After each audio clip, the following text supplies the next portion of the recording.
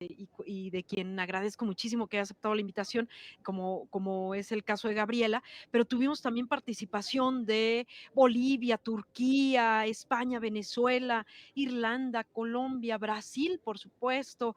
Argentina, ya lo decía también Gabriela, por supuesto Ecuador, y cómo se vienen a conjuntar todas estas experiencias. Este foro que se trató sobre el fracaso precisamente de la privatización eléctrica a nivel mundial y cómo esto pinta hacia la soberanía energética en México. Es un esfuerzo del reciente Frente Nacional en Defensa de la Reforma Eléctrica, donde, por supuesto, el Partido Morena, el Instituto Nacional de Formación Política, junto con otros colectivos, ya han hecho una serie de esfuerzos. Este es uno de esos esfuerzos que me parece que es cumbre, pues, ¿no? Fueron 3 días que se habló de litio, 3 días que se habló de grandes experiencias donde se pudo tocar temas bien importantes, hablar de la soberanía energética como forma de progreso social. O sea, es decir, erradicar las brechas que hay entre la población, entre ricos, pobres, ¿no? Esta marginación que hay, implica también el tema energético. Se habló de esto, entre otras muchas cosas. A mí me parece que las experiencias que pudimos tener ahí fueron de gran talla. No, Luis Ignacio Lula da Silva, Gabriela Rivadeneira, nos deja por ahí una frase que solo el Estado puede asegurar la electricidad a aquellos más pobres. Y en esa idea y en ese concepto, pues creo que no va muy bien esta transformación, hablando de México, con regresar esa soberanía que se había perdido ante las empresas extranjeras, que me imagino que se repite la historia no, de México hacia abajo en toda América Latina, Gabriela Rivadeneira.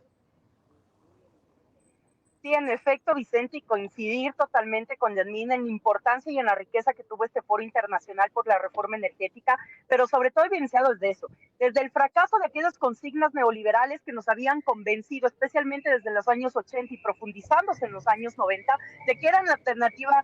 viable para nuestros pueblos. Y en esa lógica, también una de las,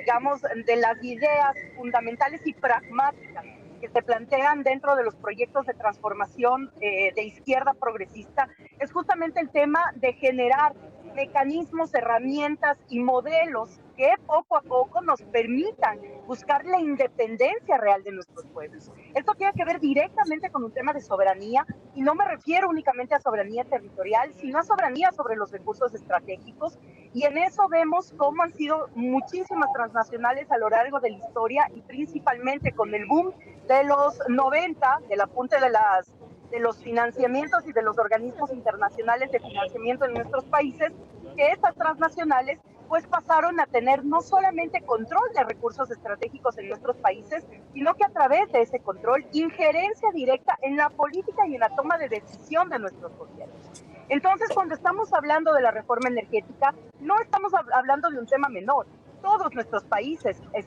decir, todos nuestros gobiernos que lideraron estos procesos de transformación, implementaron no solamente un cambio de la matriz energética, sino con ello un cambio de la matriz productiva. ¿Y por qué es fundamental esto? Porque obviamente si tienes concentración de los recursos energéticos en un determinado territorio, lo que vas a lograr entonces es que esos recursos energéticos estén determinados directamente a cierto sector privado de la industria, más allá de consagrar el derecho humano del acceso al servicio, que no es solamente un servicio de una comodidad, sino es realmente la transformación y el mejoramiento de la calidad de vida de la gente. Estamos hablando que si en México cerca un poco más de 2 millones de mexicanos y mexicanas no tienen acceso todavía al servicio energético, en América Latina y el Caribe son 30 millones de habitantes que carecen de este servicio. En esa lógica, entonces, lo que se plantea es la necesidad de que la integración regional y la oportunidad que tenemos en este nuevo momento integracionista es que realmente se puedan convertir, o más bien dicho, potenciar 5 zonas que han sido determinadas como corredores energéticos que puedan compartir esta visión del cambio de la matriz energética para el cambio de la matriz productiva y con ello la sustitución de importaciones que juega un rol fundamental dentro de los modelos económicos de nuestros países. Y estamos hablando ahí de la potencia que tiene Brasil, incluso ahí uno de los corredores que se establece es justamente Venezuela y Brasil, otro está entre los países andinos, Colombia, Ecuador, Perú, Bolivia, otro tiene que ver justamente con la interrelación de Argentina y Chile, pero otro es fundamental y es el liderado justamente por México con Centroamérica a través justamente de Guatemala y de Belice. Entonces, estos son polos que no podemos dejarlos de tomar en cuenta cuando estamos hablando de una integración en el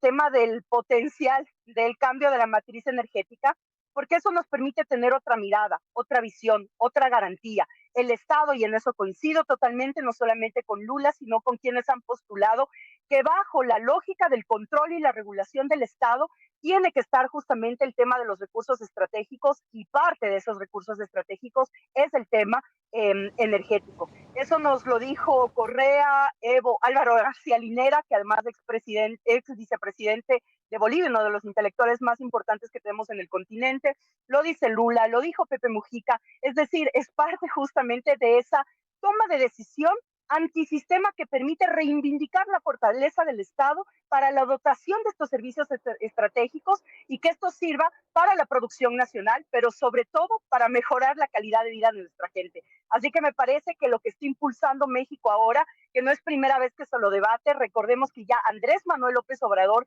planteó justamente el tema de la consigna nacional de la reforma energética ya en el 2012, cuando justamente planteaba el nacimiento de el partido o el movimiento Regeneración Nacional, justamente como una apuesta real para marcar esa polarización entre los sistemas. Un sistema de acumulación que ha sido nefasto con la mayoría de la población mexicana y con la mayoría de la población en el continente, y la posibilidad de contrastar con procesos soberanos, con procesos donde los estados fuertes garanticen derechos para la gente y donde podemos marcar otro modelo económico que es posible. Ya lo hicimos, se marcó el inicio de esta ruta en la parte sur y creemos que ahora esos procesos han sido retomados y que están siendo fortalecidos y mucho más, y por eso insisto mucho en la importancia que tiene México, no solamente en este tema del ejemplo o la lucha frente a estos temas estructurales del sistema,